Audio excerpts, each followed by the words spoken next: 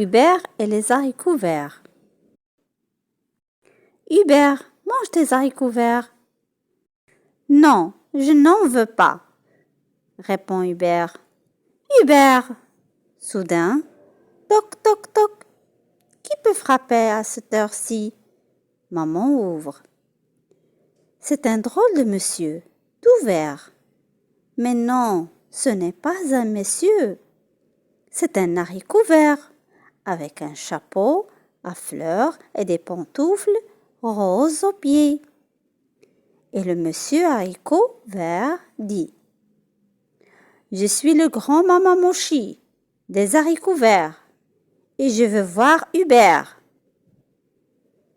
Hubert, dit maman, c'est le grand maman Mochi des haricots verts qui veut te voir. Ah, dit Hubert qui boude. Hubert, dit le grand maman Mochi, vas-tu ou non manger tes haricots verts? Ah, non alors, répond Hubert, je les déteste. Très bien, répond le grand maman Mochi. Il compte 1, 2, 3, pouf! Un peu de fumée, et voilà Hubert transformé en haricot vert. Ses bras et ses jambes, tout verts, sortent d'un corps maigre et vert. Et sa tête, toute verte aussi, et couverte de cheveux verts. Alors, le grand maman Mochi s'en va, sans même dire au revoir. C'est l'heure de partir à l'école. Maman accompagne son Hubert haricot vert. La maîtresse s'étonne. Tiens, un nouveau? Non, dit maman, très ennuyée, c'est Hubert. Et elle raconte l'histoire à la maîtresse. Nous n'avons pas le droit d'avoir des légumes dans la classe comme élève, dit la maîtresse. Mais, comme c'est Hubert, je veux bien l'accepter aujourd'hui, exceptionnellement. À la récréation, les enfants tournent autour d'Hubert. Est-ce que tu as des fils? Est-ce que tes parents vont te manger en salade? Mais eux aussi, ils se font des soucis. Pourvu que le grand maman Mochi ne leur rende pas visite un de ces jours, il aurait des ennuis. Hubert leur dit: Vous savez, il compte jusqu'à 3, et puis, pif, pouf, paf, c'est fait. À la sortie, maman vient chercher Hubert haricot vert. Alors, ça va? Pas de réponse. En arrivant à la maison, maman dit: Tu ne veux pas les manger maintenant? Je suis sûre qu'alors le grand maman Mochi. Non! Hurle Hubert. Hubert regarde maman sucrer la compote de pommes en balançant ses pieds verts sur les barreaux d'une chaise. La nuit tombe. Un bruit de clé dans la serrure. Voilà papa. Oh, dit papa. Qu'est-ce que c'est que cette chose verte? Allons, dit maman. Regarde de près, c'est Hubert. Et voilà maman qui se met à pleurer comme ça tout d'un coup et qui raconte l'histoire à travers ses larmes. C'est incroyable, dit papa. Maman sert la soupe. Soudain, une petite voix s'élève. Maman, donne-moi mes haricots verts. Vite, vite, maman, va chercher l'assiette dans le réfrigérateur. Hubert se jette dessus en fermant les yeux.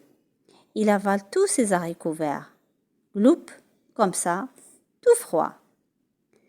Alors, on entend toc, toc, toc. Mais oui, c'est lui.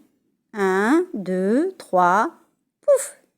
Et voilà Hubert redevenu petit garçon. Le grand maman Mochi s'en va, aussi vite qu'il est venu. Quelle stupéfaction! Tout le monde rit pendant que maman sert le petit pois. Encore des petits pois? dit papa. J'ai horreur de ça. Tu le sais bien, je n'en veux pas. Écoute, chérie, j'ai mis des petits lardons dedans et n'insiste pas, dit papa en repoussant son assiette. Mais à ce moment-là, on entend toc, toc, toc. Ah, ah, dit Hubert. Et maintenant qu'on va rire. La nouvelle chambre de Tito.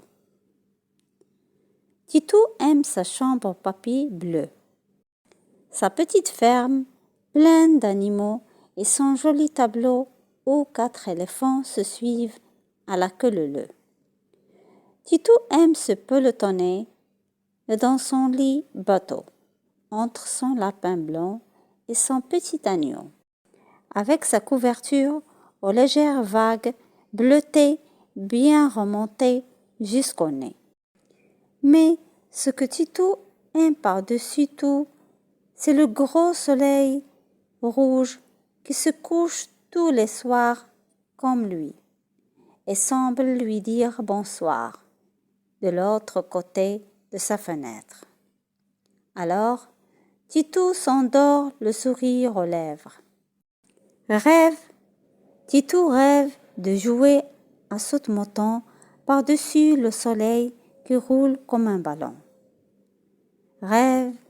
Tito rêve du soleil doré, du soleil parfumé dans lequel, comme dans une galette, il va croquer. Mais ce matin, vite, vite, il faut tout ranger. Sa ferme, son tableau, son lapin, son agneau. Vite, vite, il faut tout mettre dans de grands cartons qui vont partir vers sa nouvelle maison. Dans sa nouvelle maison, sa chambre est plus grande, mais il y a le même joli papier bleu. Toutes ces petites affaires qu'il aime. Tito est heureux.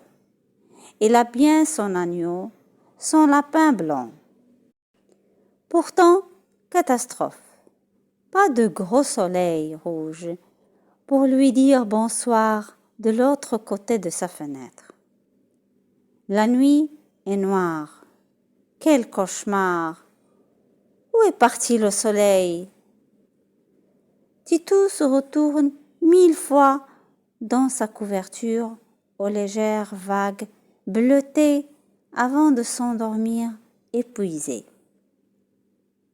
Rêve, Tito rêve, vilain rêve d'une course folle derrière le soleil qui s'enfuit. Quand Tito se réveille, triste et fatigué, une belle surprise l'attend de l'autre côté de sa fenêtre. Un gros soleil rose vient de se lever.